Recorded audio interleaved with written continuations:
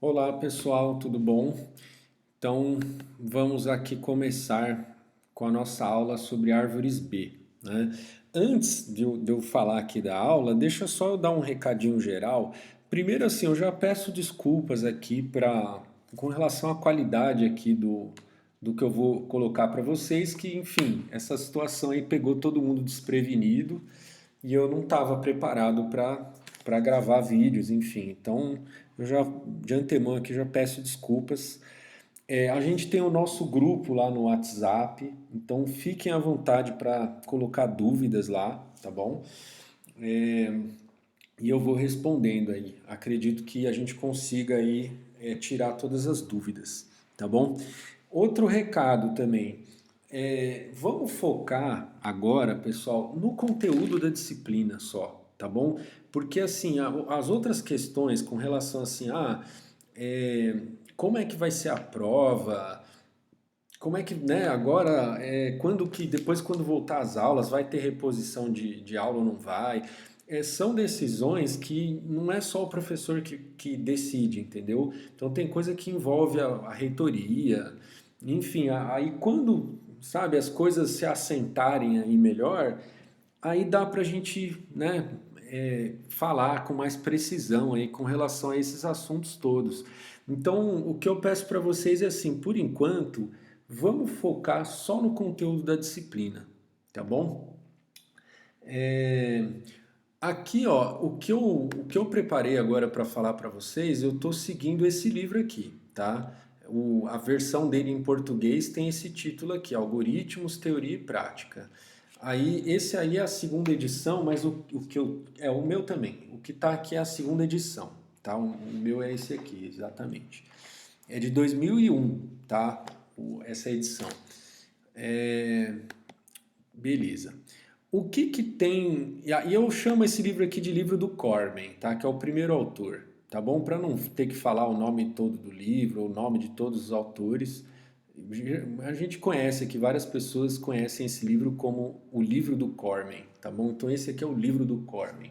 E aí a gente vai estudar o capítulo 18, tá? Que é sobre árvores B, tá bom? Lá na última aula nossa, que a gente estava em sala de aula ainda, né?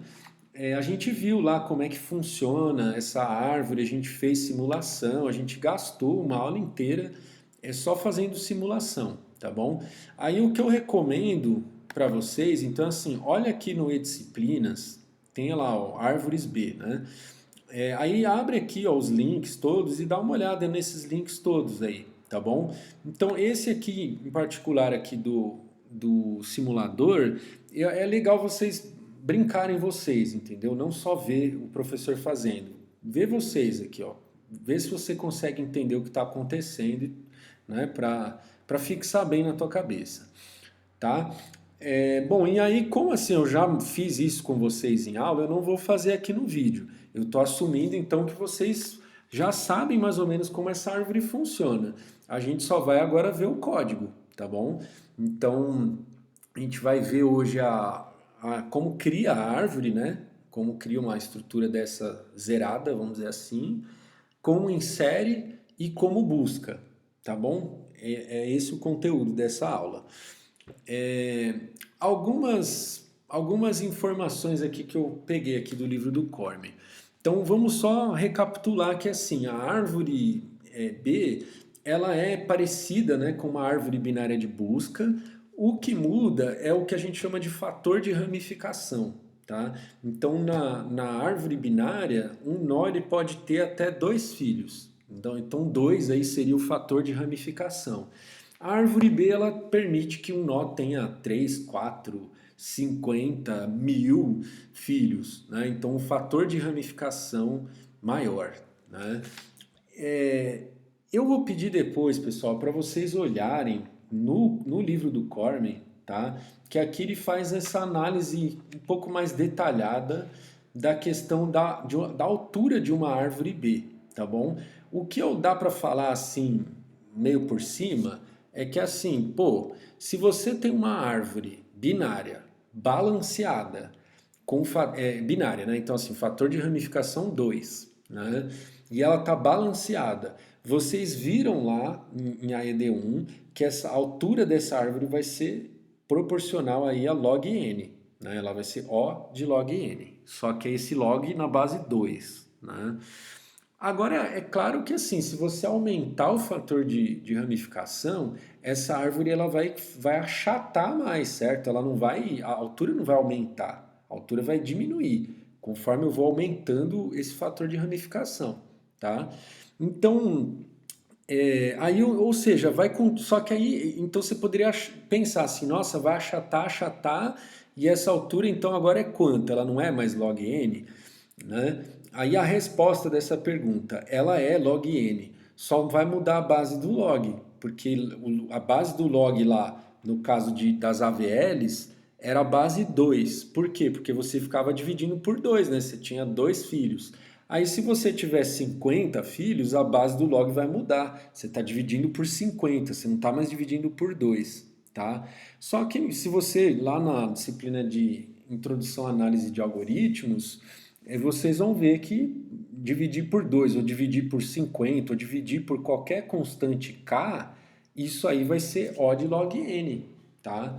O que eu falo dividir, vocês entendem aí o que eu estou querendo dizer, né? É esse fator de ramificação da árvore, né? Então, qualquer constante que você definir como fator de ramificação vai dar uma árvore com altura O de log n. Só vai mudar a base do log, tá bom? Então, assintoticamente, essa árvore é a mesma coisa do que uma AVL. O que vai mudar é na prática, né? A gente comentou já em aula que agora a gente está interessado em ser um pouco mais prático, né? Assim, então a gente quer de fato minimizar o acesso a disco, né? É, Aí, ó, só para lembrar, então vamos olhar aqui essa aqui é aquela apostila lá do Xavier que a gente está seguindo aqui na primeira parte do curso. Então, aqui na apostila dele, ó, é a seção 12, né, árvores B. Aí ele tem essa figura aqui, ó, né? Vamos relembrar, antes de olhar essa figura, né? Deixa eu tirar ela aqui. Vamos relembrar que assim, a gente tinha aquelas tabelas de índice lá, né? A gente tinha aquela estrutura de dados que a gente chamava de índice, né? Então, por exemplo, essa tabela aqui, ó. Então tem a chave e o endereço do nó, né? E aí a gente viu lá que a gente vai fazer buscas aqui nessa tabela, vai fazer inserções, vai fazer remoções, né? Então, uma solução que a gente viu lá em aula era ter uma tabela em ordem crescente, né? Aí em ordem crescente ficava bom para fazer busca binária, né? Então toda busca eu ia gastar log n. Só que o problema é que quando eu faço inserção e remoção, aí eu já vou gastar O de n, né? Aí, obviamente, né, a primeira ideia que você vai ter é assim, vamos colocar isso aqui numa árvore, né? Porque uma árvore balanceada. Porque a árvore balanceada, ela vai ser O de log n para tudo, tanto para busca como para inserção e remoção também, certo? É melhor do que simplesmente manter uma estrutura linear ordenada. É melhor então ter essa árvore binária balanceada, né? Binária não, desculpa. Depois a gente vai ver a árvore B que não é binária. Mas enfim, poderia ser uma árvore balanceada, né? Que com busca log n e inserção log n e remoção log n, certo? Então esse é o caminho natural aí das coisas, né? Aí a questão que se coloca é a seguinte: por que eu não poderia usar uma AVL, né? Porque agora, então antes de eu responder essa pergunta, vou dar um passo para trás agora. Vamos pegar aqui um dado que está no livro do Cormen aqui, ó. Então, ou seja, estamos falando no ano de 2001, né? No ano de 2001, ele diz aqui que o tempo de rotação, lembra que a gente falou que o tempo de acesso ao disco tem lá o seek time, que é o tempo da cabeça se movimentar até a trilha correta, e depois tem o tempo de rotação, que é o tempo do disco girar até o dado que eu quero ler ficar embaixo da cabeça, né? Aqui no Cormen, ele fala que só o tempo de rotação, tá? De uma rotação, né? Equivale a fazer 100 mil acessos à memória RAM, tá? Então, uma rotação lá no disco corresponde a 100 mil acessos à memória RAM. É claro que isso é um valor meio que na média, né? Porque cada computador vai ter o seu desempenho e depois isso aqui, com o passar do tempo, também vai mudando, né? Mas só para a gente ter essa noção de como o acesso ao disco é muito mais caro do que o acesso à memória RAM. E aí, obviamente, aí o que a gente, né, o que é razoável fazer? É assim, pô, já que você gastou o tempo de fazer lá o seek time, mais a rotação para esperar começar a leitura lá do ponto onde você quer ler, é você ler o máximo não, mas ler, em vez de ler um byte, né, você vai ler uma quantidade maior de bytes. Porque aí você vai pensar que o custo que você gastou aí, é, você vai dividir pelo número de bytes que você leu, né? Então é uma forma de você amortizar esse custo, né? Então, se você leu lá 1000 bytes, aí você vai pegar o tempo total e vai dividir por 1000, né? Então o seek time, por exemplo, você vai pagar uma vez só, né? Aí você lê o cilindro lá do jeito que a gente falou, né? Então você está lendo trilhas, né? Tá todo mundo empilhado aqui, você está lendo várias coisas de uma vez só.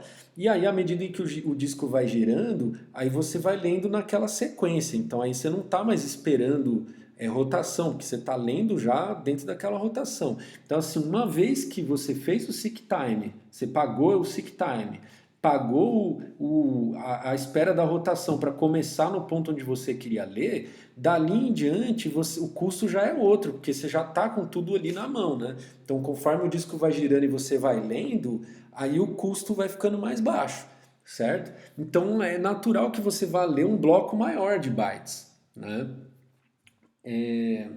E aí isso a gente vai chamar de página, tá? Então a gente quer uma estrutura de dados pensando nisso, que assim, a gente vai ler essa página, e aí o tamanho dessa página, a gente não precisa pensar nisso agora, porque isso vai depender do computador que você está usando. Então você vai ver lá, HD que eu estou usando, o sistema operacional que está usando, e aí qual é o tamanho dessa página, né? Aí, uma vez que você sabe o tamanho da página, aí você vai pensar, pô, eu quero uma estrutura pensando nessa página aí, né? Aí você poderia, sei lá, ó, aqui, por exemplo, uma AVL. Você poderia pegar e fazer assim, ó, a página 0 contém todos esses nós aqui, ó, da sua AVL, né? A página 1 contém esses aqui, aí, e assim por diante, né? Então, quando você vai fazer a busca, você vai ler a página 0. Carregou a página 0 na memória RAM. Aí você fala, ó, o nó que eu estou buscando está à esquerda aqui.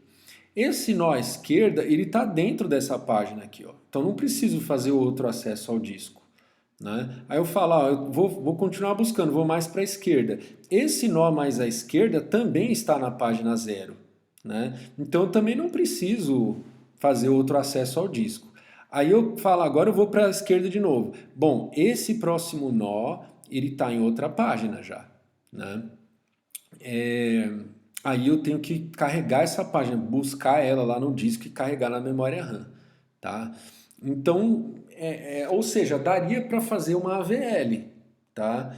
A questão é que assim, a AVL, ela não foi pensada para funcionar desse jeito, tá? Então, assim, já não é tão fácil do ponto de vista de codificação mesmo, né? Você vai falar, vou ter que, sabe, eu tenho que adaptar essa estrutura para fazer para quando eu for acessar aqui o filho, né, eu saber se esse filho tal não está na memória RAM. Se não tiver, eu tenho que carregar a página correspondente. Tá? Eu imagino que não seja uma adaptação tão difícil de fazer. Tá? Então eu poderia, a árvore B, ela poderia nem existir, tá bom? Você poderia fazer isso com uma AVL. Tá? A questão toda que justifica a existência da árvore B, ela é meio difícil de justificar do ponto de vista teórico, porque tanto é que assim, se você for ler aqui o livro do Cormen, você não vai encontrar uma argumentação assim que seja, ó, agora entendi realmente por que tem que ser uma árvore B e não poderia ser uma AVL. Eu, pelo menos, não consegui ver isso aqui, tá? E nem aqui, nem em outros lugares que eu procurei, tá bom? O que essa apostila aqui do Xavier diz é que na prática, então a gente não está falando de teoria, tá? Estamos falando na prática. É que na prática a AVL ela é ruim por causa das rotações. Porque, sabe, quando você desce lá, insere um nó, e depois você tem que rebalancear a árvore e faz rotação para cá e faz rotação para lá, isso pode ficar envolvendo páginas que, sabe, que não estavam na memória RAM. Então, sabe, porque a AVL não foi pensada para isso. Tá? Então a questão toda não é nem esse achatamento, porque sabe, às vezes a gente confunde um pouco as coisas. A gente sabe que a árvore B ela é mais achatada do que a AVL, né? Só que não é isso que faz minimizar o acesso a disco, tá? Então, o acesso a disco é uma coisa que é mais na prática mesmo, porque ela não vai ter esse monte de rotação aí, e aí ela se comporta melhor nessa, sabe, né? Quando, tanto na busca como na inserção, digamos que ela é mais comportada nessa questão de quando que precisa carregar uma página na memória e quando não precisa. Mas eu não sei argumentar para vocês aqui do ponto de vista teórico, tá? O que dá para você ver aqui no livro é assim, é fazer uma análise de quantos acessos à memória RAM você vai fazer usando a memória RAM, não, desculpa, quantos acessos ao disco você vai fazer usando a árvore B. Mas essa análise não foi feita aqui com a AVL, né? Até porque, ó, esse jeito que está aqui, ó, é um jeito de fazer. Eu poderia fazer de outro, né?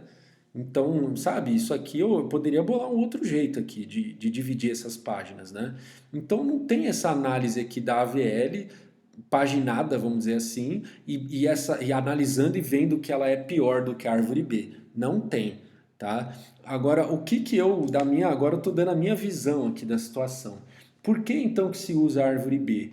Porque nesse contexto que a gente está falando, de ler esses blocões aí, fica muito mais intuitivo você olhar para um nó que corresponde ao tamanho de uma página, um nó só, entendeu? E não uma subárvore inteira, tá? É simples assim, tá bom? Isso é a minha opinião, tá? Vocês podem também divergir da minha opinião. Mas imagina que aqui é como se você contraísse, ó, essa página toda aqui, ó, é como se você contraísse isso tudo num nó só, entendeu? E aí essa outra página é como se você contraísse isso tudo num nó só, tá bom? Então as coisas elas são mais ou menos equivalentes, tá? A diferença é que a AVL ela fica fazendo essas rotações malucas que eu tô falando malucas assim, eu acho que ela é bonita, né? Eu gosto de ver assim, até esses simuladores aqui, ó, eu acho bonito de ver como que a AVL ela vai se autobalanceando, né? Então eu acho elegante, mas assim, do ponto de vista de ficar fazendo acesso a nós que estão em páginas diferentes, aí pode ser que ela fique ruim, entendeu? Então a árvore B ela é melhor nesse sentido, tá bom? E aí, para a gente realmente bater o martelo e falar, não, realmente árvore B é melhor do que uma AVL paginada, a gente teria que ter uma análise mais formal dessa AVL paginada, que eu estou chamando, que não tem aqui no livro e eu nunca vi isso em lugar nenhum.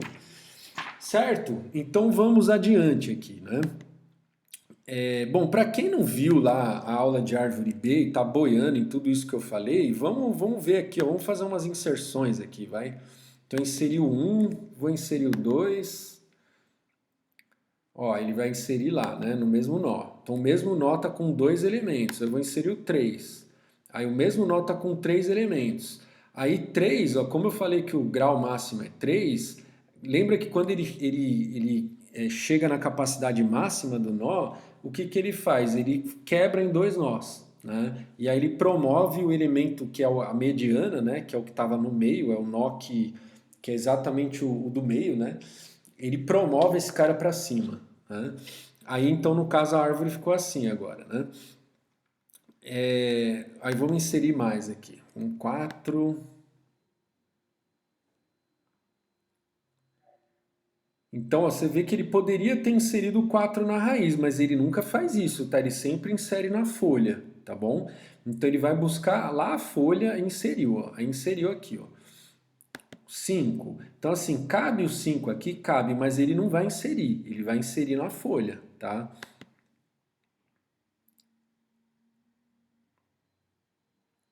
Beleza, ó.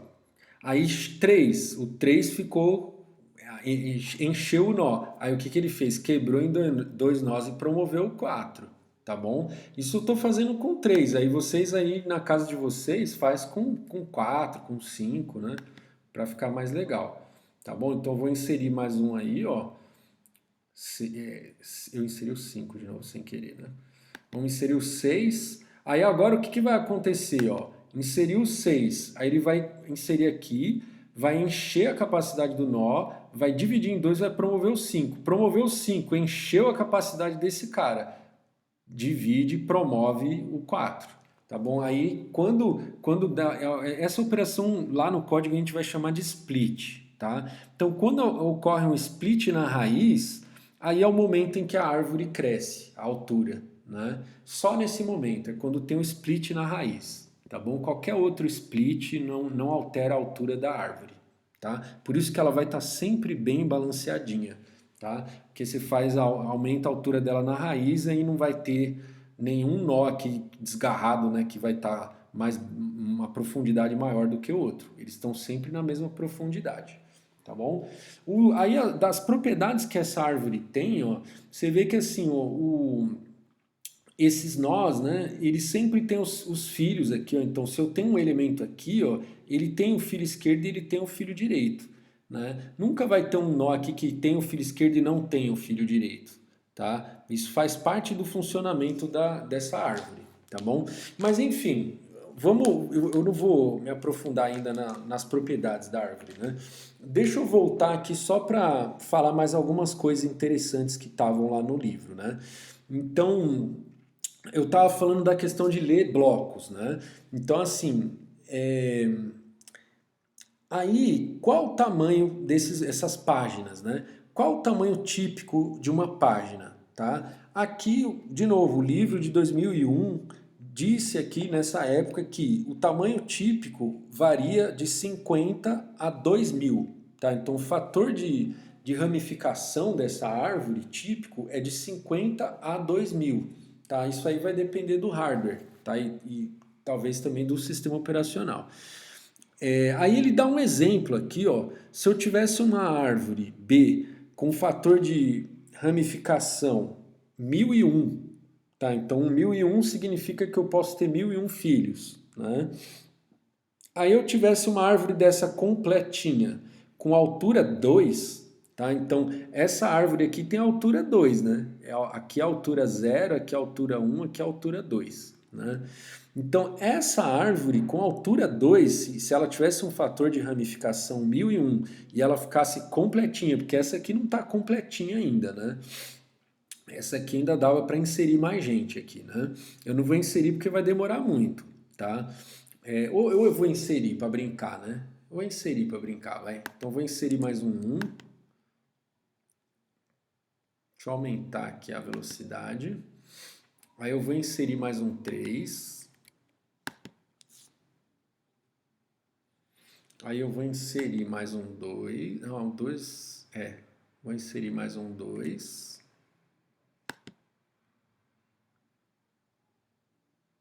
Aí eu vou inserir mais um 5. Vou inserir mais um 6. Vou inserir outro 6. E vou inserir... ainda tem que inserir mais gente aqui. Ah, não vou... eu ia fazer, mas agora deu até preguiça. Porque eu ainda vou ter que inserir muito mais. Vou fazer, já comecei, agora vamos, né? Tem que inserir mais um 1. Vou inserir mais um 2. Agora eu vou inserir mais um 6. Tá vendo que assim, cabe gente pra caramba na árvore, né? Sem ela crescer a altura dela, ó. É uma árvore bem achatadinha mesmo, né? Aí, agora mais um mais um 6, velho.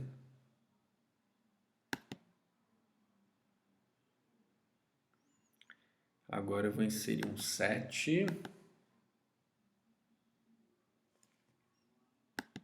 Outro 7. Ai, meu pai. Eu desisto. I give up. Porque aí eu ainda teria que ter mais um cara aqui, aí teria que ter mais um aqui, mais um aqui, mais um aqui. Aí a árvore ficaria completa, tá? Então, se essa árvore com fator de ramificação 3 aqui, você está vendo que já dá para inserir um monte de gente, né? Se ela tivesse fator de ramificação 1001, daria para guardar 1 bilhão, B de bola, 1 bilhão de chaves, com uma árvore com essa altura aqui, ó. Ou seja, com 1 bilhão de chaves, eu conseguiria fazer 2 acessos ao disco só. Isso porque assim, o nó raiz ele sempre vai estar na memória RAM, tá?